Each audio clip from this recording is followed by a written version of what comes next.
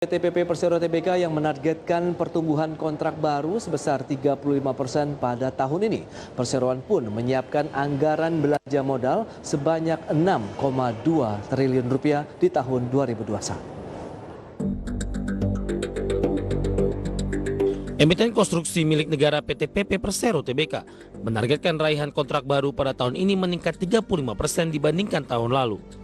Dengan realisasi perolehan kontrak baru sebesar 22 triliun rupiah di tahun lalu, perseroan memproyeksi kontrak baru di tahun ini akan mencapai 30 triliun rupiah.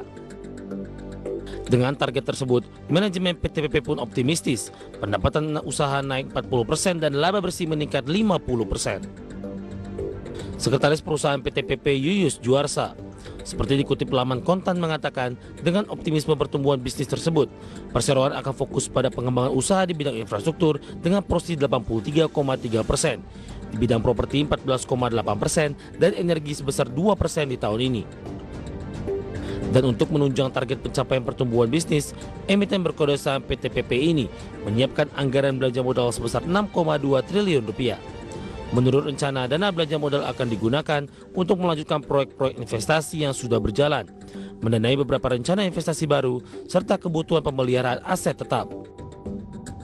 Sebagai informasi, pada tahun 2020 lalu, PTPP membukukan perolehan kontrak baru senilai 22,26 triliun rupiah.